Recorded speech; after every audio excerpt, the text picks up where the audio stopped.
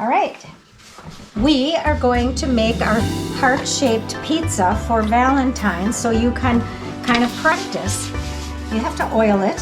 Usually a homemade crust is the way to go. We're going to, there we go. So we're gonna just take that out of there. I like this crust because it's fun to have it pop out of the container. Okay, so, and it is warmed up to the room, and you will have little holes, but you can fill those in, and you have to figure out what would be the best, which this is looking kind of interesting for the heart. You can tell people that you've made your own pizza dough, because they're never gonna know.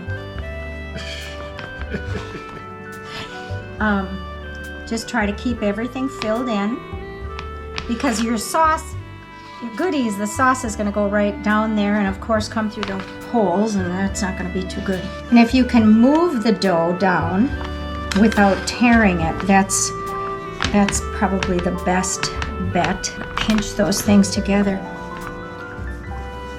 It's kind of like making sugar cookies. You just have to work with it. You want to make a little edge, get it looking like a heart. And just keep moving it down. This was there all by itself, which was kind of nice. The warmer your dough gets, the better it is to work with. If you have too thick of crust that you want to thin it out a little bit, you just hold it and tear it off. But I think this one, just kind of see how this one goes. It's actually looking pretty doggone good. So you kind of want to floof up the edges a little so it holds the sauce? Yeah. And then I do the little finger texturing. And that is like this. So when you cook it, bake it in the oven for a few minutes, it just makes it so it cooks nice, it's prettier, it gets crispy, and okay, how do you think that looks, guys? Spin it around. Isn't that nice? Easy to do. Kids can do this. Of course, it's fun. I like doing it. Not only that, but they love to eat it. Yes.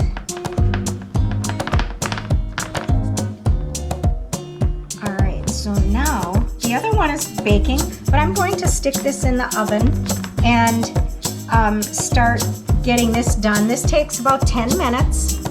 And you'll want to turn it around in the oven in case you have hot spots so it browns evenly. And that's what's going to give you a nice crisp crust. When I am preparing, getting things ready for the next pizza, I learned from my sister the easiest way to open things like this is to turn it upside down. I usually do it on a rug. And if you could hear that,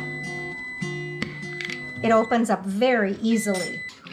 Like before, you want to get your ingredients on as quickly as possible so you don't get a soggy crust. Spread it out. Have you ever had that happen from experience, Mom? Yes, because I had to learn how to do this. This did not come just because I woke up and said, oh, I know how to make pizza. I had trial and error. I had mush, I've had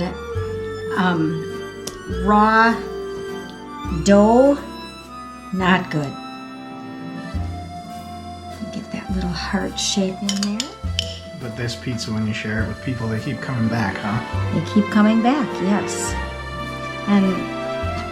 And your brother said, that was one of the best pizzas I've ever had, Mom. He's had a lot of pizza. He's had a lot of pizza. She's So- had more pizza than all of us combined. Although I truly believe that I could come up with my own sauce and that I would really like. All right, so there we go with that. Drag a little bit of that up around the top. Okay. Next we do the sausage and just get that on.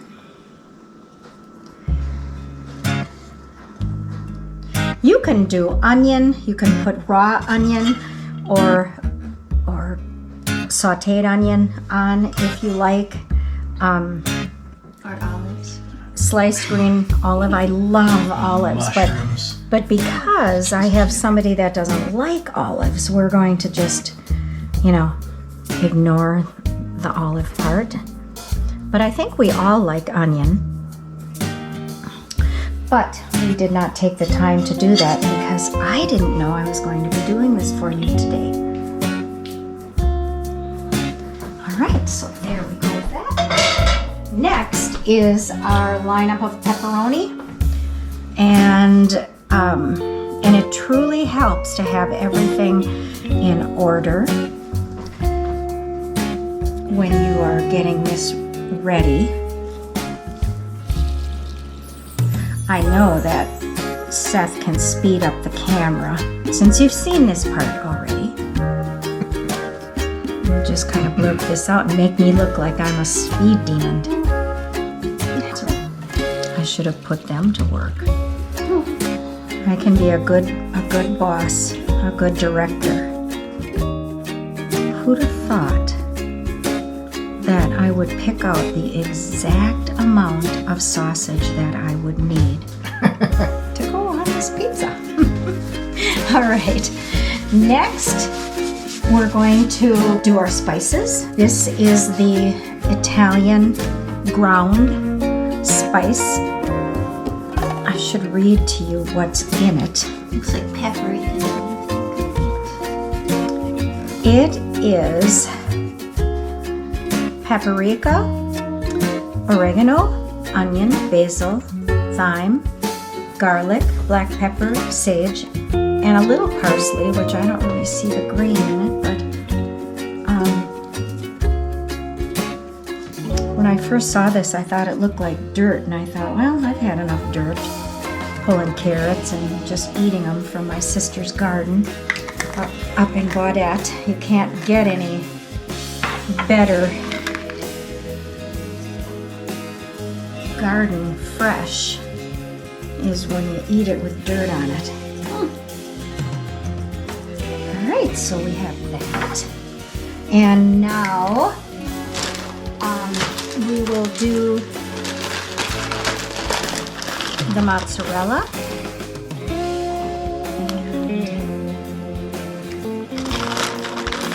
Mozzarella always seems to kind of clump together, so if you just kind of wiggle it in your hand, it'll break up and separate nicely. And then you do have to get it around the edges because that little bit of I love that little bit of burnt cheese.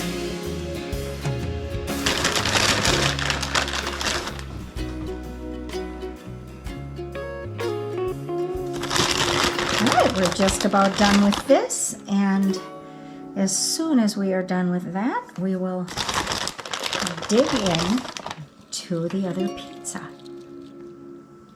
I don't know who's going to eat all this pizza, but We're planning on taking some home. all right. Okay, and a tip on taking it home. The best thing for that is never put it in a microwave to heat up pizza. That is nasty. So what you do is you take a cast iron skillet. It's the one, they have one that's got about a 1/2 inch lip on the side. And you get that heated up and then turn it down. Set your pizza sliced on there and put it on there however you can to get as many pieces as you can to fit on there. and start getting it heated up, and put about a teaspoon dribble water on the cast iron and cover it with a full cover so it will steam and all your upper part will melt as the cast iron is cooking it from the bottom. It's absolutely terrific. So we're going to use the spices again for the top, and we're ready to pop this little baby in the oven. So there we go, pizza number 2.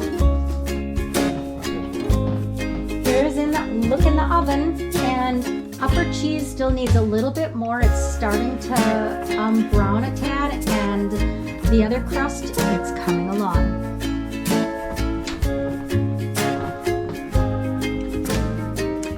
Now with this gorgeous pizza, we are going to cut it.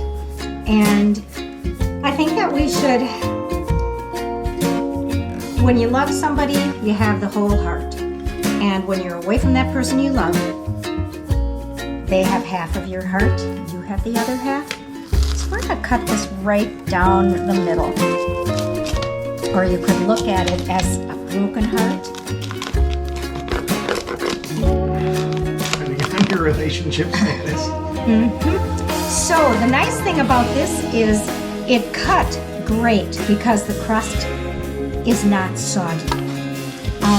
So do you want slices? Do you want squares? How would you like it? Squares. Okay. So we'll just start here on the top of this and go down. You can hear that nice crunch. I mean, it just makes your mouth water.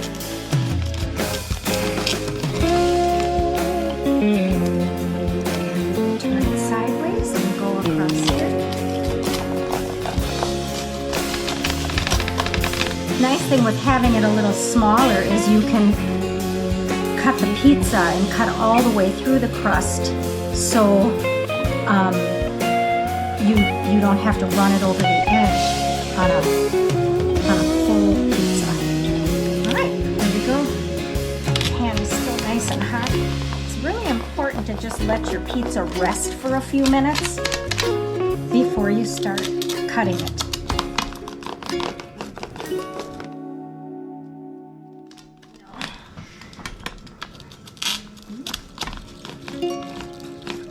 Do a couple of smaller pieces and we'll go across here. Maybe we'll leave those bigger pieces for bigger mouths. All right, so there we go. Can't ask for anything more prettier than that. Enjoy. Happy Valentine's Day. And the other pizza will turn out probably just as lovely.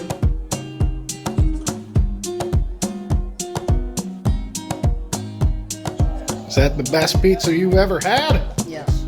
Oh, look at that deliciousness. Thank you.